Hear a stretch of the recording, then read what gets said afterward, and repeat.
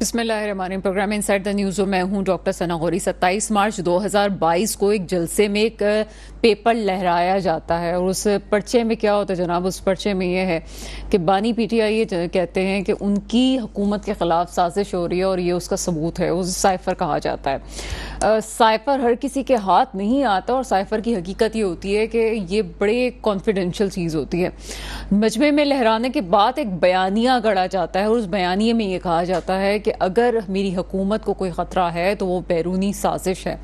इस वक्त जो मसला में नज़र आता है वो इस वक्त इस जो आज केस हुआ और केस का फैसला सुनाया गया है वो शाह महमूद कुरैशी और बानी पीटीआई को इस साइफर केस से रिहाई मिल गई है।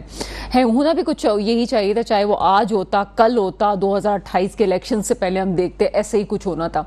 अमूमन सियासी जो केसेस होते हैं उनके फैसले ऐसे ही आते हैं जैसे हम एक्सपेक्ट कर रहे थे। एक और हकीकत जो हमारे सामने आई कि इस वक्त कुछ दिनों पहले यौम तकबीर पे छुट्टी बनाई गई और अमूमन छुट्टी नहीं होती।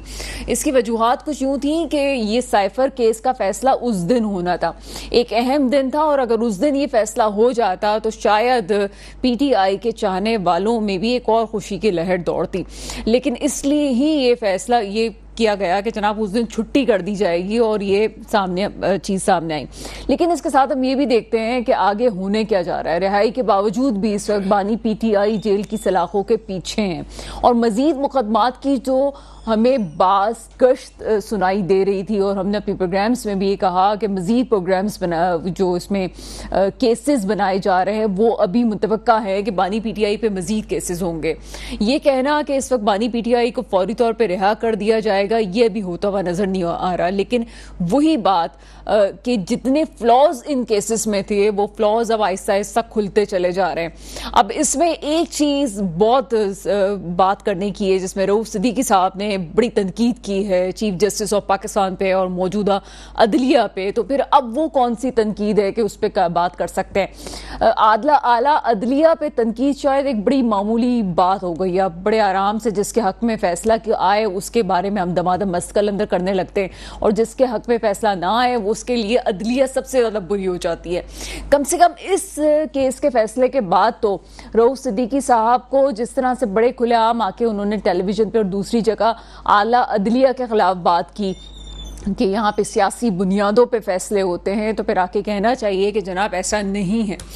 ये बात हकीकत और बहैसियत सहाफ़ी मैं इसको कह चुकी हूँ कि पाकिस्तान की हिस्ट्री में ये टर्निंग पॉइंट है कि जिस तरह से हमें केसेस के फैसले नज़र आ रहे हैं लगता है कि बगैर दबाव के हर काम हो रहा है और ये दबाव का ना होना, और हो सकता है कि कुछ केसेस हमें ये भी नज़र आए हों कि दबाव के तहत भी हुए हों लेकिन उसके बावजूद भी उसकी कली खुलती चली जा रही है और उसको सही मोड़ पे लाने की कोशिश की जा रही है। इस वक्त जब तक बजट नहीं आ जाता, इस हुकूमत को चलते हुए 6 महीने नहीं हो जाते, चीजें थोड़ी सी ठंडी नहीं पड़ जाती, जब तक तो बानी पीटीआई की चीजों पे रिलीफ मिलना उनको मुख्तलिफ केसेस में ये तो इम्पॉसिबल सा नजर आ रहा है। बाकी ये कि जनाब साइफर केस की जहां तक बात है इसमें यही प्रूफ करना था, यही प्रूफ करना था कि ये जो साइफर लहराया गया है ये मुल्की सलामती को कोई खतरा है। वो चीज प्रूफ नहीं की गई और ऐसा कुछ सामने नहीं आया कि कोई बगावत की कोशिश की गई है। एक और गद्दारी का मुकदमा आगे आने वाला है, उसकी एक अलग बहस छेड़ेगी अब। लेकिन फिलहाल कम से कम साइफर वाला जो धब्बा था वो बानी पीटीआई के जो है ऊपर से हटा दिया गया। तमाम मौज़ूआत पे बात करेंगे। मेरे साथ प्रोग्राम में मौजूद है जनाब मोहसिन काज़मी साहब, आप तज़ियाकार हैं। इस प्रोग्राम में आपको वेलकम करेंगे और कुछ देर में मुझे मुबशिर मीर साहब ज्वाइन करेंगे। आप भी सीनियर ज़ाफ़ी हैं, तज़ियाकार हैं। आपकी तरफ आते हैं मोहसिन काज़मी साहब, एक एक्सपेक्ट कर रहे थे आपके ये केस जो है साइफर केस से रिहाई मिल जाएगी बानी पीटीआई को?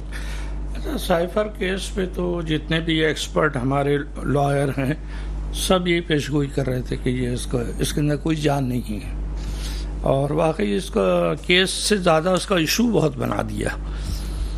यही वजह है कि जब आदमी कोई कमज़ोर केस कोर्ट में डालता है किसी सियासतदान के ऊपर ना, तो वो उसके बाद उसकी पब्लिसिटी बहुत ज़्यादा करता है, मीडिया पे बहुत उछालता है कि बस ये ख़तरनाक तरीन काम हो गया, ये हो गया, वो हो गया।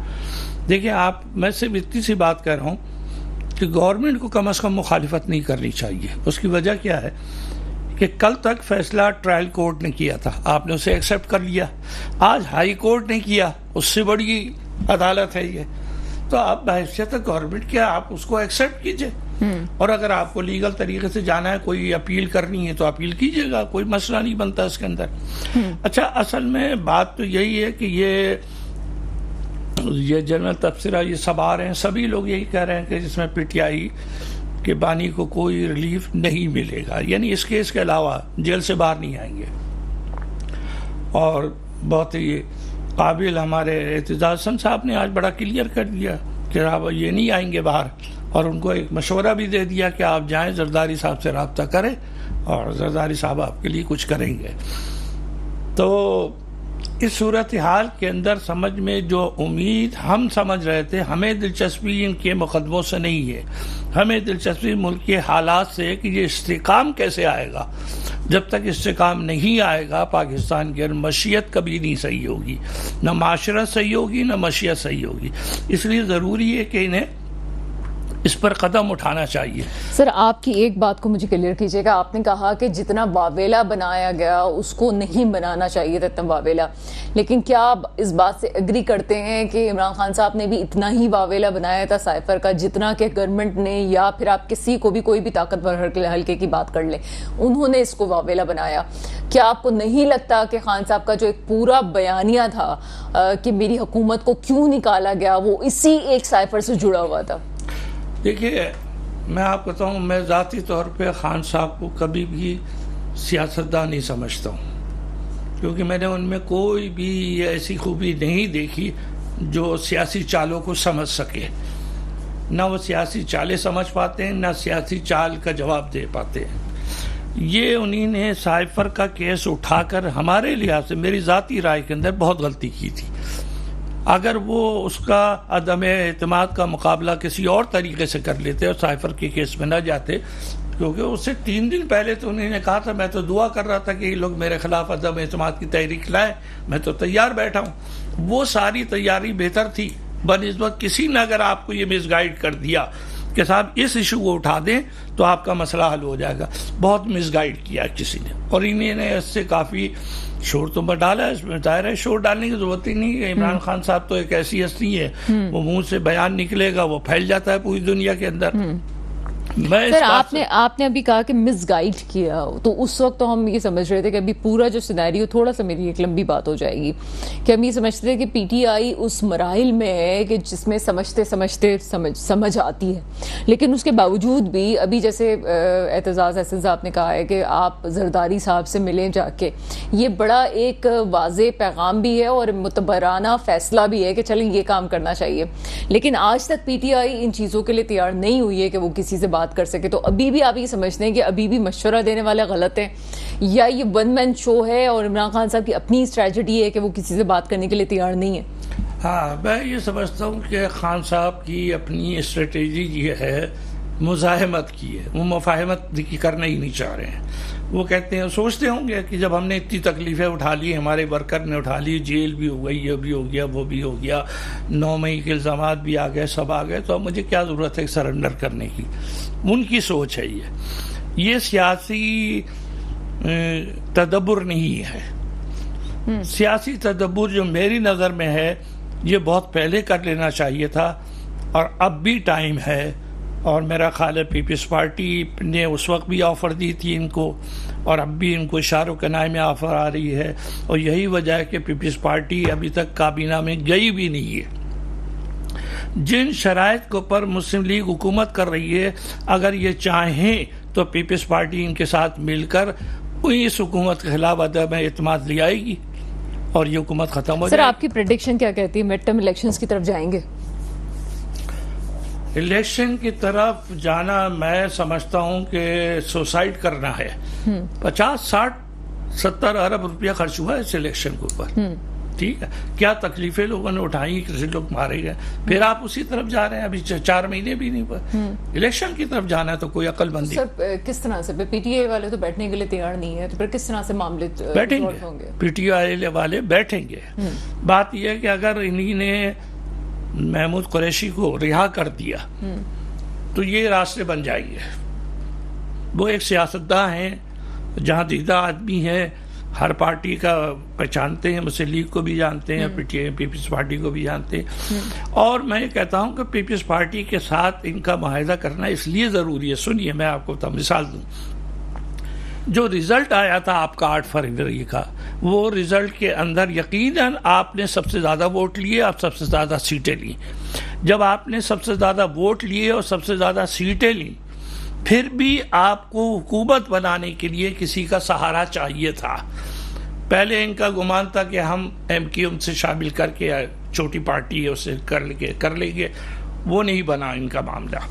अब वो पीपल्स पार्टी बड़ी सूट कर रही थी उस वक्त को। अभी भी मैं कह रहा हूँ ये जाके मामला वहीं रुकेगा, पीपल्स पार्टी के साथ इनका माहिदा होगा और उससे माहिदे से इनको बहुत फायदा पहुंचेगा, पीपल्स पार्टी को भी यकीनन फायदा पहुंचेगा और हत्ता कि पंजाब की हुकूमत भी PTI बना लेगी पीपल्स पार्टी की वजह से। और यही अक्लमंदी का रास्ता है, क्योंकि इस वक्त तसादुम करना अब कौम नहीं बर्दाश्त कर सकती। तसादुम आप देखें ना कि बिजली, पानी, गैस, यूटिलिटी कहाँ से कहाँ पहुँच गई, लोग घरों से बाहर निकल रहे हैं, हर गली में एहतजाज हो रहा है और नई नई सोचें आ रही हैं कि साहब ये सूबा अलग हो जाए, ये अलग हो जाए। ये सब चीज़ें जो है मुल्की मफाद के सख्त खिलाफ है। इसलिए मैं कहता हूँ जो भी अरबाब इख्तियार हैं वो इस मामले को संजीदगी से लें और इनको बिठाएं। और मैं कहता हूँ एतजाज हसन साहब बीच में मैदान में आ जाएं, वो इनके नेगोशिएशन बन जाएं और सालिस बन के ये मामला करा दे, बहुत बेहतर तरीका होगा। इससे बेहतर कोई तरीका नहीं है। आपको लगता है कि जो ताकतवर हल्का है वो इस वक्त जिस तरह से बात हो रही थी, खासतौर पर हम एस्टेब्लिशमेंट की बात करें तो वो ये कह रहे थे कि 9 मई पे तो कोई कंप्रोमाइज करने के लिए तैयार नहीं है और ना ही यहाँ पे PTI की बानी जो है वो इस पे कोई माफी तलाफी की बात कर रहे हैं, ना वो जहन साजी की बात करते हैं। एक तो हकीकत है कि जहन साजी हुई है, उन्होंने नहीं करवाया होगा ये सब कुछ, ये तो ये भी हकीकत है। लेकिन पहले जो उससे पहले सब कुछ जो हुआ वो भी तो एक जहन साजी की ही एक कड़ी थी। क्या इसको मान लेने में कोई मुजाहिकत है? देखें, एक बात ये कि कोई भी सियासतदान और इतनी बड़ी पार्टी जो है वो कभी भी ये बात तस्लीम नहीं करेगी। यकीनन उनके लोग इसमें शामिल होंगे, ये मैं कहता हूँ, वो भी मानते होंगे इस बात को। लेकिन जब लोग शामिल हैं ये तो वो ये कहते हैं ये डिसाइड कीजिए, कोई कमीशन बैठे, कोई इन्वेस्टिगेशन हो, फिर हमें बताए कि हमारे ये लोग जो है इसमें इन्वॉल्व है, हम उनको कहेंगे आप सजा दे दें। यही तरीका है इसके अंदर। क्योंकि देखें 9 मई से आपको बाहर निकलेंगे नहीं, आप कभी भी इस्तेकाम की तरफ नहीं आएंगे। ये बात तो मैं भी कहता हूँ, जिन लोगों ने 9 मई की हरकतें की हैं वो काबिल माफ़ी नहीं है। अगर आपके पास सबूत है, आपके पास वीडियोस मौजूद हैं, तमाम चीज़ें मौजूद हैं, उनको निकालें, उसको लाएं अदालत के अंदर। बाकायदा जुडिशल कमीशन की पिटीशन डाली हुई है, PTI ने भी डाली है, गवर्नमेंट भी डाल दे उसी के अंदर। गवर्नमेंट उनसे क्या है, बना दिए जुडिशल कमीशन। सर, एक तो आपने हालात बता दिए, एक मैंने आपसे पूछा प्रेडिक्शन क्या है आपकी? आपको लगता है कि हालात बेहतर हो रहे हैं, मिड टर्म इलेक्शंस की तरफ जाएंगे कि नहीं जाएंगे? ये तो हमें पता है कि मिड टर्म इलेक्शंस अभी खुदकुशी के बराबर है, क्योंकि एक पैनी को हम तरसे हुए हैं, तो इसमें ये सूरत हाल तो मेरी जाती मतलब पॉलिटिकल प्रेडिक्शन ये लग रही है कि ये इलेक्शन तो नहीं होंगे। ये जो इनकी सीटें बढ़ रही हैं PTI की थोड़ी बहुत, और अभी भी कल परसों जो आएगा ये बहुत बड़ी सीटों का फर्क है, 77 सीटों का फर्क आ रहा है, ये इनको मिल जाएगी। और मैं कहता हूं अगर PTI कोई सीटें मिल जाए और उसके बावजूद PTI अपोजिशन में बैठी रहे तो कोई बुरी बात नहीं है, बड़ी स्ट्रांग अपोजिशन होगी। लेकिन मसला ये है कि जो मौजूदा गवर्नमेंट है, मुस्लिम लीग वाले ख़ास तौर पे, ये बहुत परेशान है। आज का जो अदालत का फैसला आया तो बिजली उन्हीं पे गिर गई। मैंने देखा बैरिस्टर अकील साहब को, उन्हें इतना सब्र नहीं हुआ कि वो पूरा फैसला आ जाता फिर तनकीद करते। उन्हीं ने आज से तनकीद आज ही के दिन अभी करके दिखा दी। तो यही मेरा कहना है, अगर हुकूमतें अदालतों के फैसलों को तस्लीम नहीं करेंगी तो आम आदमी कैसे तस्लीम कर लेगा? एक चीज़। अब चूंकि बात यह है कि जाहिर है कि वो PTI के साथ जो वाक़यात हुए, उनका निशान छीन लिया और उनके इलेक्शन में जो रुकावटें डाली गई, सब कुछ आज देखें ना, एक जस्टिस साहब ने ये बात कही है। ये बात सर, मैं आपकी तरफ आती हूँ और उसको कंटिन्यू करते हैं। पहले तो टॉक बैक जरा बंद कर दीजिए ताकि आवाज का सिलसिला मेरे पास ठीक हो जाए। काफी देर से आवाजें आ रही है, प्रोग्राम फिर प्रॉब्लम क्रिएट हो रही है। दूसरी बात ये कि मुबश्शिर मीर साहब मेरे साथ मौजूद हैं, आप सीनियर तज्जियाकार हैं, सर प्रोग्राम में आपको वेलकम करते हैं। वालेकुम अस्सलाम जनाब, बहुत शुक्रिया। मुबश्शिर मीर साहब, साइफर केस का फैसला आ चुका है और अब शायद एक इद्दत केस ही है जिसमें पानी पीटीआई अभी अंदर है, बाकी तो छोटे मोटे केसेस थे जिसमें रिहाई भी पॉसिबल है, तमाम चीजें हो सकती हैं, लेकिन ये अभी आपको लगता है कि ये रिहाई मुमकिन होगी? जी, मेरा ख्याल है कि पाकिस्तान की तारीख में ये एक बड़ा जबरदस्त मौका आ गया है, खास तौर पर जो हमारी सियासी तारीख है कि इस वक्त जो ज्यादा समझ लें कि जो चीज स्टेक पे आ गई है वो अदालत का वकार है, अदालत का की इज्जत है, अदालत के फैसले का एहतराम है। देखना ये होगा कि जो हमारी अदालतें फैसले करती हैं, पहले तो यही है ना कि ये अदालत का जो फैसला हो उसे कबूल करना चाहिए, हर एक के लिए यही कहा जाता है, और फिर सियासी लोगों पे ये इल्जाम भी लगता है कि जो फैसला उनकी फेवर में नहीं होता उसके वो खिलाफ बोलना शुरू कर देते हैं। लेकिन इस वक्त जो सिचुएशन हम ऑब्जर्व कर रहे हैं, जो माहौल क्रिएट हो गया है, उसमें हमें ये लग रहा है, खास तौर पर जो इस्लामाबाद हाई कोर्ट के मामलात हैं और सुप्रीम कोर्ट में जिस तरह केस जो है प्रोसीड हो रहा है, कि रियासत की जो बहुत सी ऐसी चीजें जो गलतियां हुई हैं रियासत के इदारों से, अदलिया के लोग उसे जो है वो दुरुस्त करने की कोशिश कर रहे हैं। मैं तो इसको इस तरह लेता हूँ, और खास तौर पे जो पिछले यानी कि 2 साल के अंदर गलतियां हुई हैं, चलें हम ये भी क्रेडिट दे देते हैं कि उन्होंने जुल्फ़िकार अली भुट्टो साहब के केस के ऊपर भी अपनी एक जो है वो राय दी है, और भी शायद बहुत से केसेस हैं जो माजी के वो पेंडिंग है, हो सकता है उस पर भी वो इतनी ही जुर्रत का मुजाहरा करें। लेकिन सरेदस्त जो इमरान खान साहब वाली जो सूरत हाल है, उसमें मेरा ख्याल है कि अगर रियासत जो है, रियासत के खास तौर पे सिक्योरिटी के इदारे जो हैं, मेरा मतलब उनसे है, वो अदलिया के फैसलों का एहतराम नहीं करेंगे तो फिर बहुत बड़ा क्योस क्रिएट होगा। उसमें सिर्फ इमरान खान के फैसले नहीं हैं बल्कि मिसिंग पर्सन के भी केसेस हैं जो एक चैलेंज हैं इस वक्त।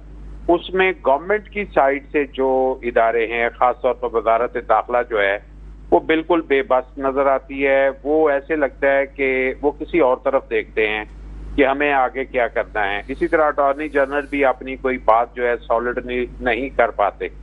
तो अगर हमें अपनी रियासत की समझ दुरुस्त करनी है तो this is the best and right time कि हम अदालत के फैसलों का एहतराम कर लें, कभी किसी के मुखालफत में जाए या किसी की हमायत में जाए, लेकिन हम एक एस्टेब्लिश कर लें इस बात को। और वैसे भी हमें, हमारे लिए ये जरूरी है एज ए रियासत, क्योंकि हमारा अदालती निज़ाम का जो रैंकिंग है दुनिया में बिल्कुल आखिरी नंबरों पे पड़ी हुई है, और उसके जो बाकी सूरत हाल है गवाहों की, फिर आगे उसके फैसलों पे अमल दरामद की, उसमें हम बहुत बदनाम हैं दुनिया भर में। और इलेक्शन कमीशन ने जिस तरह किया, फिर उसके रिव्यू पिटीशन जिस तरह अदालत ने सुनी, उस पर बहुत सवालिया निशान है। Now it is the best time कि अगर ऐसा एक जो है वो माहौल क्रिएट हो गया है तो उसमें हमें अपनी स्टेट का फेस जो है वो दुरुस्त करना चाहिए, अपने स्टेट का इमेज जो है उसको दुरुस्त करना चाहिए। और इसमें बहुत जो है ना एक जिम्मेदारी मैं समझता हूँ सियासी जमातों की और मीडिया के इदारों की बनती है। सियासी जमातें जो हैं वो अगर जो कि इस वक्त गवर्नमेंट में है, वो अगर जो है वो पहले ही वो ट्रोलिंग शुरू कर देती हैं, जजेस की ट्रोलिंग शुरू कर देती हैं, या मीडिया के अंदर रिपोर्टिंग करने में दुश्वारियां क्रिएट होनी शुरू हो जाती हैं, और ये चीजें वो हैं कि जो मेरा ख्याल है कि उसको डिस्टर्ब करेंगी। लेकिन अच्छा सर, मैं केस की जो है ना बैकग्राउंड पे पहले बात नहीं करना चाह रही थी, पहले मैं इस पे ही बात करना चाह रही थी। आप जिस रुख पे लेके गए, जिस रुख पे आप बात कर रहे हैं, तो फिर रऊफ सिद्दीकी साहब के बयान पे भी क्या कहेंगे जो कुछ अरसे पहले उन्होंने चीफ जस्टिस ऑफ पाकिस्तान पे तनकीद की थी? तो आप क्या समझते हैं कि अब आके उनको जिस तरह तनकीद की थी उसी तरह से आके कहना चाहिए अदालतों के बारे में, और अपनी गलती को भी मान लेना चाहिए कि वो मुतमईन है और ये जो फैसले दिए गए कम से कम ये तो कह दें कि मुतमईन है, चलें जो पहले कहा वो हो गया होगा? जी कहना चाहिए, बिल्कुल कहना चाहिए। बल्कि मैं समझता हूँ, देखें, जब भी किसी कौम को मौका मिल जाए अपने आप को दुरुस्त करने का, अपनी गलती को सुधारने का, उसको करना चाहिए। क्योंकि इसमें कोई हार्ड एंड फास्ट रूल इसलिए नहीं होता कि हमने माजी में जो गलती की थी हमें हर सूरत उसका के ऊपर पहरा देना है और हम उसे सही साबित करने की कोशिश करते रहें। अगर हमें आगे बढ़ना होता है तो हमें फिर कम से कम जो है इतना दिल गुर्दा रखना चाहिए कि हम उसको एक्सेप्ट कर लें। देखें, पाकिस्तान में पिछले कई सालों से ये गुफ्तगू हो रही है और ये गुफ्तगू का आगाज साउथ अफ्रीका को सुन के उसके बाद मोहतरमा बेनजीर भुट्टो ने शुरू किया था कि हमें ट्रूथ एंड रिकंसिलेशन के ऊपर काम करना चाहिए और वरना हमारे लिए जो है वो मसाइल जो है वो खत्म कभी नहीं होंगे। अभी आप देखें 71 का केस है जिसके ऊपर गुफ्तगू शुरू हुई है, तो अगर हमने ट्रूथ एंड रिकंसिलेशन की होती तो हम इसके ऊपर अब एक रियासत का मौकफ क्लियर होता और अवाम का मौकफ भी क्लियर होता।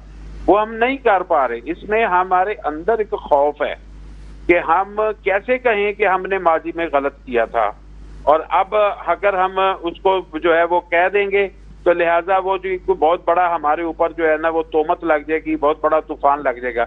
लेकिन अनऑफिशियली तो लगा हुआ है, हम उसे नहीं मान रहे, एक अलग बात है, लेकिन अनऑफिशियली बहुत सी चीजें जो हैं लोग जानते हैं।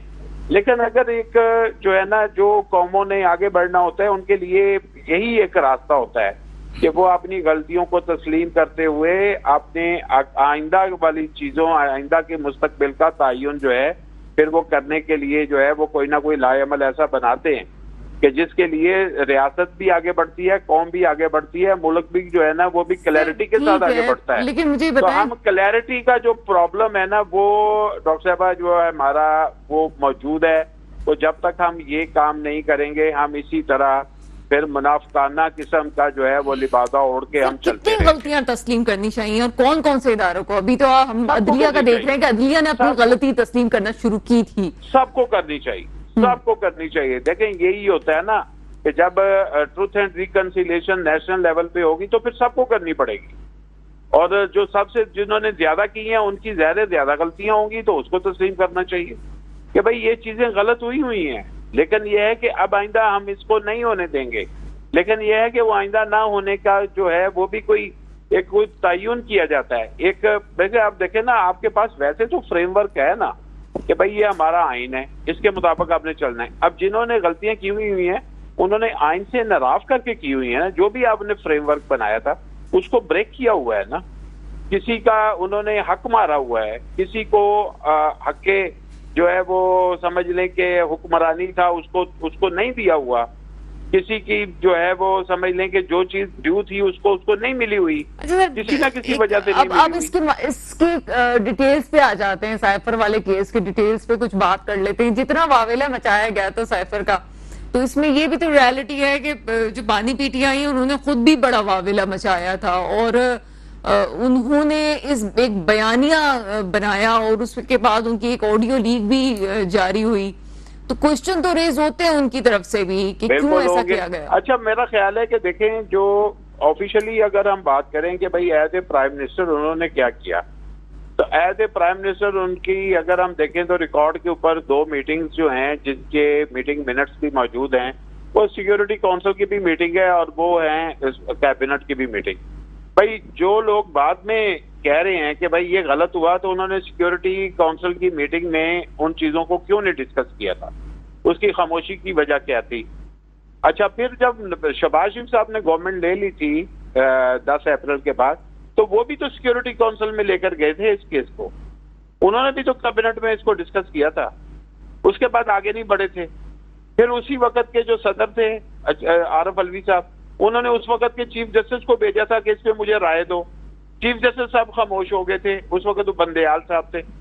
तो आप मुझे बताएं कि जो दानिस्ता आंखें बंद करना और दानिस्ता एक चीज को जो है वो उसके ऊपर अपनी राय ना देना, वो किस जुमरे में आएगा। यही वजूहात हैं कि हम कभी भी आगे नहीं बढ़ सकेंगे। हम माजी को भी पीटेंगे और एक दूसरे पे इल्जाम भी धरेंगे, लेकिन फाइनली हमें जो चीज आगे बढ़ा सकती है वो यही है कि वो रिकॉन्सिलेशन के लिए सबको बैठ के बात करनी पड़ेगी और सबसे पहले जो तस्लीम करना पड़ेगा, जो सबसे ताकतवर इदारा होता है ना, वो अपनी ताकत अपनी आवाम के आगे सरेंडर करता है। फिर बात सर यहाँ पे रुक जाए। आपने कहा ताकतवर हल्का होता है इदारा जो है वो सबसे पहले अपनी ताकत को सेंटर करता है, तो मुझे ये बताएं कि वो अपनी ताकत को सेंटर कर दे, ये जो जत्थे की सियासतें हो रही हैं क्या ये एक्सेप्टेबल है फिर पाकिस्तान में? सियासत सर ये जो जत्थों की सियासत हो रही है क्या फिर ये एक्सेप्टेबल है? कोई भी चीज हम तो सारी चीजें कह रहे हैं ना रोकनी पड़ेंगी, लेकिन स्टार्ट कहाँ से लेना है? आपने कहीं से स्टार्ट लेना है ना। कमजोर से आप पहले सरेंडर कराते हैं या ताकतवर को कहते हैं कि पहले तुम अपने आप को ठीक करो? कमजोर तो पहले ही कमजोर है, जो पहले ही जो है वो कमजोरी के लेवल पे खड़ा है, उससे मजीद उसके क्या करवाएंगे? लेकिन जो बंदा ताकत का इस्तेमाल कर रहा है, जो लोग ताकत का इस्तेमाल कर रहे हैं और करते चले आ रहे हैं, उनको पहले रिव्यू करना पड़ेगा ना अपने आप को कि यार ये हमारा काम नहीं था और ये हमारा काम नहीं है। हम जो प्रैक्टिस कर रहे हैं वो हमारे उस जो बाउंड्री हमारे लिए आइन ने ड्रा की है, हम उसको उससे बियॉन्ड हमने काम किए हुए हैं। तो आप मुझे बताएं ना कि जो IGI के बनाने का जो था केस, क्या उसका क्या हुआ था? उसमें क्या हुआ था?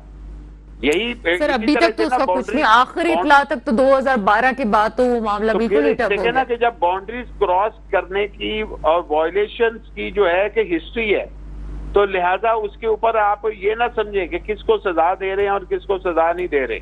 लेकिन जब वक्त बात होगी कि भाई हमें दुरुस्त करना है, तो फिर दुरुस्त करने के लिए जो है वो इसी तरह ही हमें बैठना पड़ेगा और इसी तरह ही उसकी तरतीब होगी। सर आपने जिस अभी केस का हवाला दिया है, आपको क्या लगता है कि इस केस को रिजॉल्व करने से पाकिस्तानी तारीख के एक बहुत बड़ा जो एक धब्बा है उसको रिजॉल्व कर दिया जाएगा आगे नस्लों तक के लिए? क्या इसमें भी स्टेप फॉरवर्ड होना चाहिए जिस तरह से भुट्टो केस पे हुआ है? देखिए कम से कम एक चीज तो होती है ना कि भाई चलो वो भी एक बुनियाद क्या थी कि एक जस्टिस जो नसीम शाह साहब थे उन्होंने खुलेआम इजहार भी किया हुआ था जी कि हमने ये गलत किया हुआ है और हमारे ऊपर प्रेशर था। इस तरह फिर जिस वक्त आप गुफ्तगू शुरू करते हैं, जिस वक्त रिकंसिलेशन शुरू होती है, तो फिर हो सकता है वो बातें भी सामने आए जो कि अभी तक हमारे सामने नहीं है। मुझे आप बताएं यही जो कमीशन रिपोर्ट है, हमूद रहमान कमीशन रिपोर्ट, क्या ऑफिशियली पाकिस्तान में कभी जो है वो पब्लिक के सामने रखी गई है इस तरह के तुम लोग इसको जो है वो इसकी कॉपी ले लो? ये सबसे पहले तो इंडिया में जाके छपी थी। अब अगर यही पूछा जाए कि एक सीक्रेट डॉक्यूमेंट है, वो प्राइम मिनिस्टर हाउस में है, वो इंडिया में कहां से जाके रिवील हुआ था? उसके पीछे कौन लोग थे? जब इंडिया में रिवील हुआ उसके बाद पाकिस्तान में उसके ऊपर गुफ्तगू शुरू हुई और किताबें भी छप गई और व्हाट्सएप पे भी शेयरिंग हुई, फिर उसके बाद ही वो गूगल पे भी आ गया, हर चीज हो गई।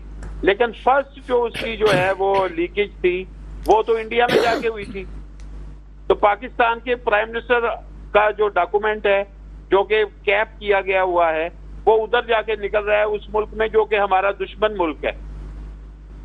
सर मुझे एक और बात का, अगर आप ये बात कर रहे हैं कि सबसे पहले किसी और मुल्क में जाकर रिवील होती है वो चीजें और सीक्रेट हमारी चीज जो है वहां पे जाती है, पाकिस्तान में नहीं आती, इसी तरह से मैं अपनी नॉलेज के लिए आपसे पूछना चाहती हूँ, आप मेरे सीनियर हैं, कि वो शख्स जो कि ऑन ड्यूटी था, रिटायर्ड हो गया, उसके पास तो इतने बड़े बड़े बड़े राज हैं जो कि शायद सीने में दफन हो, वो शायद किसी किताबों में भी ना हो, क्या उसका रिटायरमेंट के बाद बाहर चले जाना, क्या ये सेफ्टी है? नहीं सेफ्टी। दुनिया के बहुत से मुल्कों में उनके ऊपर जो है वो कदगन है कि भाई ये लोग जो हैं ये मुल्क से बाहर नहीं जाते और बड़ी परमिशन के साथ कोई सर्टन किसी जगह पे वो जाते हैं तो वो जाते हैं। पाकिस्तान में तो आप मुझे बताएं कि इस वक्त हाजिर सर्विस लोग जो हैं वो नेशनैलिटी लेके बैठे हुए हैं और उनके पास जिम्मेदारियां हैं। तो उनको आप देखें तो हमारा तो पूरा सिस्टम जो है वो अजीबोगरीब अंदाज में चल रहा है। लिस्टें छप चुकी हैं, लोगों के नाम छप चुके हैं, आ चुके हैं और कोई मुश्किल ही नहीं है पता करना कि किसके पास नेशनैलिटी है। क्यों? इन्होंने पाकिस्तान के ही एम्बेसीज में जो है, जो दूसरे मुल्कों की एम्बेसीज हैं, वहां पे उनसे रिकॉर्ड जो है पाकिस्तान की गवर्नमेंट चाहे तो हासिल कर सकती है। इवन दुनिया में एक फैसला हुआ है कि दुनिया का कोई मुल्क जो है वो किसी मुल्क में जो है वो पता कर सकता है कि उसके लोगों की दौलत यहाँ पे कितनी गैर कानूनी तौर पर पड़ी है। हमने कभी कोई जरूरत की है किसी हुकूमत ने उसको हासिल करने की? एक दफा इसहाक डार साहब ने बयान भी दिया था 200 अरब डॉलर पड़े हैं स्विट्जरलैंड के अकाउंट्स में, तो उन्होंने कभी ये तो नहीं वहां पे किया कि भाई यहाँ से हमें चाहिए, हमारा पैसा पड़ा हुआ है ये हमें दो। तो कहने की बातें, सियासी बयानात और तरह के हैं, लेकिन जो अमलन हो रहा है वो और तरह का है। पाकिस्तान का कोई भी अहम आदमी जिसके पास फॉरेन नेशनैलिटी हासिल करके वो मुल्क छोड़ दे, रिटायरमेंट की बात तो छोड़ें, हाजिर सर्विस लोगों की जो बात है उसके ऊपर तो हमारे लिए हैरानकुन होना चाहिए। उसमें तो हमारी कैबिनेट, आप देखें हमारे बहुत से लोग जो हैं, खा वो हुकूमत के हो वो अपोजिशन के हो, ये सवाल पार्लियामेंट में क्यों नहीं उठाते? क्यों? उसकी वजह कि उनके खुद भी अपने लोग भी इसमें मुलविस हैं। तो मुबश्शिर मीर साहब, आप हमारे साथ रहिएगा, एक ब्रेक का वक्त हो, ब्रेक के बाद वापस आते हैं। ब्रेक के बाद आपके सामने हाजिर हैं और मोहसिन काज़मी साहब की तरफ चलते हैं। मोहसिन काज़मी साहब, आपने एक बात कही थी कि इस वक्त नून लीग की जो है अपनी हालत ठीक नहीं है। क्यों ये आप बात कर रहे हैं? क्या आप ये समझते हैं कि इस केस के फैसले के बाद वो समझते हैं कि उनकी पोजीशन कमजोर हो रही है और उनको ये डर है कि कहीं ये पीपल्स पार्टी के साथ इल्हाक हो गया तो फिर क्या होगा? अच्छा, बात यह है कि 8 फरवरी को जो फैसला आया है ना, अगर आप उस फैसले की हकीकत को जानने की कोशिश करेंगे तो आप ये देखें जितने लोग पीडीएम में शामिल थे वही आज भी हुकूमत कर रहे हैं इस वक्त। तो इनकी सियासी दुकान तो बंद हो चुकी है, बिल्कुल, इसमें तो कोई शक की गुंजाइश नहीं है। अब बात यह है कि इसीलिए उन्होंने ये हरबा इस्तेमाल किया, मैं समझता हूँ मुस्लिम लीग ने, कि साहब शहबाज शरीफ को हटा के फिर नवाज शरीफ साहब को आगे प्रोजेक्ट किया जाए, उनको लाया जाए। हालांकि अब उसमें भी कोई जान नहीं रही। अब मसला ये कि बयानिए का है, यहाँ बगैर बयानिए की सियासत चलती नहीं किसी की भी। जिनके पास अच्छा बयानिया है और मकबूल हो जाता है उनकी सियासत चमकने लगती है। अब इनके पास बयानिया तो है नहीं। अब ये नहीं ने जो रुख इख्तियार किया तकरीर की हमारे मियाँ साहब ने अपनी, तो उसमें मैं देख रहा था, इशारा समझ रहा था, और बल्कि उन्होंने अपने लोगों को इशारा भी दे दिया और सब टीवी पे आके यही कर रहे हैं कि अब वो बयानिया लाना चाहते हैं अदलिया के खिलाफ, खुल कर आना चाह रहे हैं। सर, ये अदलिया वाला बयानिया जो है ये नवाज शरीफ साहब लेके आ रहे हैं या कोई और कहना चाहता है नवाज शरीफ साहब के साथ? अभी तो उनके ये मुंह बात से सुन रहे हैं ना, नवाज शरीफ के मुंह से सुन रहे हैं ना। आप जितनी मुस्लिम लीगी देखें सब बैठे में, सब के सब। और जैसे अभी आपने लिया रऊफ सिद्दीकी साहब का नाम लिया, ये अगर अपनी एमक्यूएम की पॉलिसी को उठा के देखें तो उस पॉलिसी में ये पॉइंट आता ही नहीं कि आप चीफ जस्टिस को तनकीद करें। आज तक तो मैंने नहीं देखा। एमक्यूएम को मैं अच्छी तरह जानता हूँ और इत्तेफाक से इनको भी जानता हूँ, रऊफ सिद्दीकी साहब का भी। तो अब ये बयानिया इसलिए दिया जा रहा है कि जैसे ये फैसला आया। और सबसे अहम बात जो मैं आपको बताना चाह रहा हूँ, आपके ये नाजरीन भी देख रहे हैं कि अभी मैंने देखा था कि उस दिन जिस दिन मुस्लिम लीग के इजलास की तकरीर हो रही थी तो हमारे शहबाज शरीफ साहब प्राइम मिनिस्टर जो हैं वो जोशीली तकरीर कर रहे थे जिसमें उन्होंने जजों पे तनकीद भी की। तो एक जुमला उन्होंने कहा था, वो बड़ा अहम जुमला है। उन्होंने कहा था कि अब ये लोग बैठ के मिसकाउट कर रहे हैं, यानी ये मिलजुल के तय कर रहे हैं कि इमरान खान के मुकदमे ख़त्म किए जाए। मेरा सवाल ये कि उनको ये इन्फॉर्मेशन कहाँ से मिली, कहाँ मीटिंग में उनका कैमरा लगा हुआ था या उन्होंने कहीं आवाज़ सुनी, कहाँ से उसे पता चला कि जनाब कुछ जजेस बैठ के ये काम कर रहे हैं? ये तो बहुत बड़ा इल्ज़ाम है उसूली तौर पे। और उन्होंने तो बाकायदा मतलब इनको काली भेड़ें इन्हीं को कहा है, ये जो एग्जिस्टिंग जज हैं, किसी और को नहीं कहा। वो लोग बहाने कर रहे हैं जो इनको बचाने की कोशिश कर रहे हैं। वो कहते हैं जो उनको कहा जो रिटायर हो गए ना, उन्हें अभी वाले को कहा है। तो बात तो फिर एक करेक्शन में यहाँ पे कर दूं, हम रऊफ हसन साहब की बात कर रहे हैं, रऊफ सिद्दीकी साहब की बात नहीं कर रहे, रऊफ हसन साहब की बात कर रहे हैं। जी जी सर, स्पोक्स पर्सन जो है वो पीटीआई के, हम उसकी बात। रऊफ हसन साहब की तो बात, रऊफ हसन साहब जो है बात है कि सहाफी आदमी है, आपको पता, सीनियर आदमी है और बेबाक बोलने वाले आदमी हैं। और क्या कहते हैं, लेकिन सर कंफ्यूजन में यही पे चीफ जस्टिस को तनकीद की थी तो मुझे तो नहीं अच्छा लगा था ये बात। तनकीद की जाती है। सर मैं यही बात मुबश्शिर साहब से भी कर रही थी कि जनाब ठीक है, कोई अगर अपनी गलती को एक्सेप्ट करता है तो क्या दूसरी तरफ रियासत के खिलाफ कोई अगर पॉलिटिकल पार्टी आके खिलाफ बात करने लगती है, चाहे वो अदलिया के खिलाफ करे चाहे वो फौज के खिलाफ करे, तो क्या उसको एक्सेप्ट कर लेना चाहिए? अभी अगर उसको एक्सेप्ट कर लिया जाए तो इसका मतलब तो दूसरी जो इदारे हैं, स्ट्रॉन्ग इदारे हैं, वो बिल्कुल अपनी हैसियत को छोड़ देंगे। और सियासतदानों को कतन कोई भरोसा नहीं है कि वो मुल्क के साथ क्या करते हैं। इसका एक तो हल ये कि हर इदारे के जो चीफ है उसकी जिम्मेदारी है कि अपने इदारे के अंदर किसी की मुदाखलत ना करने दे, चाहे वो चीफ जस्टिस हों या वो FIA के चीफ हों या पुलिस के चीफ हों या आर्मी के चीफ हों, अपने इदारे में किसी को मुदाखलत न करने दें। और करे तो उसी वक्त नोटिस लें। आवाम को पता चल जाए। एक बात तो ये, दूसरी ये कि अगर आप ये चाहते हैं कि मुल्क के अंदर हालात बेहतर हों तो आप सबको बैठना पड़ेगा। बैठने से मुराद ये, मैं ये सही कहता हूँ कि ये मुस्लिम लीग वाले जो हैं वो पता क्यों कह रहे हैं, बार बार ऑफर दे रहे हैं कि जनाब आइए बात कीजिए। और मैंने देखा राना सनाउल्लाह ने साहब ने ये बात तक कही कि खाली वो खान साहब बुला लें हम पहुंच जाएंगे, ये कहा है ना इन्होंने। सर एक इंटरप्ट मैं आपको करूंगी, ऐलान कर दूं छोटा सा। मुस्तफ़ा अब्दुल्ला बलोच साहब मेरे साथ इस वक्त मौजूद हैं, आपने हमें ज्वाइन किया पीपल्स पार्टी से। जी सर, आप भी कंटिन्यू कीजिएगा अपनी बात को।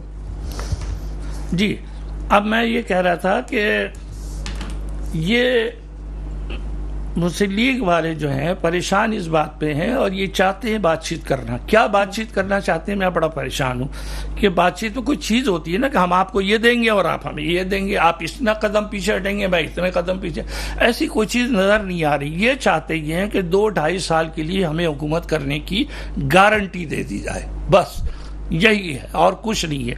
जब ये मामला, और इस पे पीटीआई कभी राजी नहीं होगी, ये मैं आपको बताऊं, कभी भी राजी होगी। ठीक है, इसलिए अब बेहतर तरीका ये कि ये बैठे और मिसाक जमहूरियत पे जो साइन किया था उसमें पीटीआई शामिल नहीं है, उसको बुलाएं, उसको बिठाएं और 2-3 पॉइंट्स का। पीटीआई अपनी वजह से शामिल नहीं थी, नहीं उस वक्त पीटीआई का वजूद नहीं था जब वो मिसाक वापस जब बात हुई थी उस वक्त तो ठीक है, उस वक्त जो थी उसका तो मजाक उड़ाया गया था, बानी पीटीआई की तरफ से मिसाक जमहूरियत का मजाक उड़ाया गया था। और फिर वापस से अगर ये सिलसिला शुरू हुआ तो बानी पीटीआई ने वहां पे बैठने से मना कर दिया कि हम नहीं बात कह चुका हूँ कि वो बानी पीटीआई साहब को सियासत तो आती ही नहीं है, वो सियासी आदमी भी नहीं है और सियासी अंदाज से वो इनकलाबी बन चुके हैं, इनकलाबी अंदाज इख्तियार कर रहे हैं और वो तसादुम की तरफ जा रहे हैं। बहरहाल हमने अपनी सियासत में ये भी देखा है कि मिसाक जमहूरियत पे दस्तखत करने वालों ने भी कहा कि कोई आसमानी सहीफा नहीं है कि जिस जो हरफ आखिर हो। मिसाक मईशत की भी अब जरूरत है जिस पे बात भी करनी चाहिए, वरना मुल्क नहीं चल सकेगा। मेरे साथ इस वक्त मुबशिर मीर साहब मेरे साथ इस वक्त मौजूद हैं।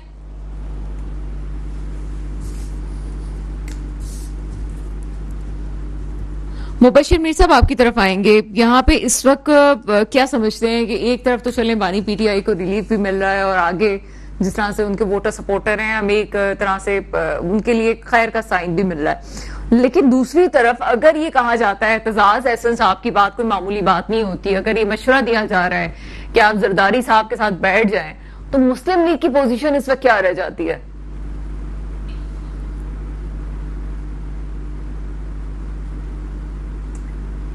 ठीक है, लाइन ड्रॉप हो गई है। मुस्तफा अब्दुल्ला बलोच साहब मेरे साथ मौजूद है। ठीक है, मोहसिन काज़मी साहब आपसे हम कंटिन्यू करेंगे। चीज़ें जिस तरह से सर चल रही हैं, आपने बताया कि ये भी अभी मैं कराची की हम स्पेशली बात कर रहे हैं तो अभी हम देख रहे थे कि महाजिर कौमी मूवमेंट का एक अभी जलसा हो रहा था और वो कई के खिलाफ भी बात कर रहे हैं, यानी कि इलेक्ट्रिसिटी के खिलाफ बात कर रहे थे। ये कराची वाला इशू जो है, ये तमाम पॉलिटिकल चीज़ें होती रहती हैं, क्या कराची वाले इशू को कभी रिजॉल्व नहीं किया जाएगा? क्योंकि इस वक्त जो हालात है कराची के, या तो आंखें बंद की हुई हैं या समझ नहीं पा रहे हैं कि कराची का शहरी जिंदगी कैसे गुजार रहा है। देखिए, जो लोग कराची का दावा करते थे और कराची के हुकूक के लिए आवाज़ उठाते थे, बड़ी स्ट्रॉन्ग तंजीम थी, इसमें कोई शक नहीं है। एमक्यूएम ने बहुत उसको पर काम किया और बहुत इफ़ेक्टिव काम किया, लेकिन आज वो डेड हो चुकी है, ख़त्म हो चुकी है, एक्सपायर्ड हो चुकी है वो। और एक्सपायर्ड होने की वजह यह है कि उनके पीछे आवाम नहीं है, बिल्कुल भी कराची ही की आवाम नहीं है। अब ये छोटे मोटे जलसे जो आपको नजर आ रही है, असल चीज के ऊपर जहाँ ये सारे सियासतदान, सर मैं इस पे स्पेशली जो आफाक अहमद साहब की बात कर रही हूँ, उनकी पार्टी की बात कर रही हूँ। आफाक अहमद साहब को आवाम ने एक्सेप्ट ही नहीं किया, खत्म हो गई बात। कितने इलेक्शन वो लड़ चुके हैं, कितने दफा हार चुके हैं वो, कितना, और उनको 2 एरिया से ज्यादा तो उनको कहीं वोट पड़ते भी नहीं है। ज्यादा वो अपने आदमी अच्छे होंगे, सब कुछ होंगे, लेकिन आवाम ने रिजेक्ट कर दी। देखिए, जिसको आवाम एक दफा रिजेक्ट कर दे ना, बड़ा मुश्किल होता है उसका दोबारा बहाल होना। यानी पीपल्स पार्टी की ज़माने पंजाब में सबसे ज्यादा वोट लेती थी, ठीक है, अब रिजेक्ट हो गई। जब रिजेक्ट हो गई तो आप देख लें वहाँ क्या वोट मिल रहा है, कुछ भी नहीं वोट मिल रहे हैं वहाँ पे, बराए नाम ही वोट मिल रहे हैं उसके अंदर। तो ये चीज़ों का तो ख्याल जब होता है कि जब इंसान सियासी कुर्बानी देने के लिए तैयार हो। आप सियासी कुर्बानी नहीं दे। आप देखें, हमारे यहाँ मसला यह है कि सारी पार्टियाँ जो हुकूमत में हैं ये पावर पॉलिटिक्स कर रही हैं। इनको पावर चाहिए बस। किसी सर पावर भी तो पे गेट नंबर 4 से जाके लेते हैं। अभी मुझे ज्वाइन किया है मुस्तफा अब्दुल्ला बलोच साहब ने, पीपल्स पार्टी से आपका ताल्लुक है सर, प्रोग्राम में आपको वेलकम करते हैं। जी थैंक यू। मुस्तफा अब्दुल्ला बलोच साहब, पीपल्स पार्टी से तो आपका ताल्लुक है, लेकिन एक आप सियासतदान की हैसियत से आपसे पूछना चाहूंगी कि इस वक्त जो सियासी तौर पर मुकदमात बनते हैं उनका कमोबेश वही नतीजा निकलता है जो आज हमें साइफर केस का नतीजा निकलता हुआ नजर आया, कि कब तक पाकिस्तान इस बात को बर्दाश्त करता रहेगा कि सियासी बुनियादों पे केस हों और एक अवाम का वक्त भी ज़ाया किया जाए, सियासतदानों को जेलों में डाला जाए, उसके बाद यही सामने हो जो आज हमारे सामने है कि नतीजा कुछ भी नहीं है। बिस्मिल्लाहिर्रहमानिर्रहीम। देखें सना, बात ये है कि ये दोहरा मयार सिर्फ लाडला नंबर 1 खान साहब और लाडला नंबर 2 मियां साहब, ये इनके साथ ही होता है। बाकी जमातों के साथ, खुसूसन पीपल्स पार्टी के साथ तो इस तरह का जो रवैया है, जो जिस तरीके से फास्ट पेस पे जमानतें मिल रही हैं और केसेस खत्म हो रहे हैं और एक के बाद एक केस खत्म हो रहे हैं, जिस तरह हमने मियां साहब के भी देखा कि उनके साथ भी यही हुआ, तो ये तो मजाक वाकई में एक तरीके से बनता जा रहा है। और लोग इस पे सवाल भी उठा रहे हैं कि अगर ये केस इतने ही वीक थे तो ये केस बनाए क्यों गए और इनको चलाया क्यों गया। और जहां तक बात रही इन जो प्रोसिक्यूशन, जो पॉलिटिकल विक्टिमाइजेशन की है, तो वो पीपल्स पार्टी के साथ तो इसका कोई मतलब मिसाल ही नहीं मिलती है। जिस तरह जरदारी साहब के साथ 11 साल 12 साल उनको जो है वो जेल में रखा और उन पे टॉर्चर हुआ, तो उसकी तो कोई मिसाल ही नहीं मिलती है ना। फर्क ये है कि शायद उन्होंने डील नहीं की, उन्होंने किसी चीज पे एग्री नहीं हुए, उन्होंने अपने उसूल पे कायम रहे। यही वजह है पीपल्स पार्टी पे सख्ती ज्यादा होती है।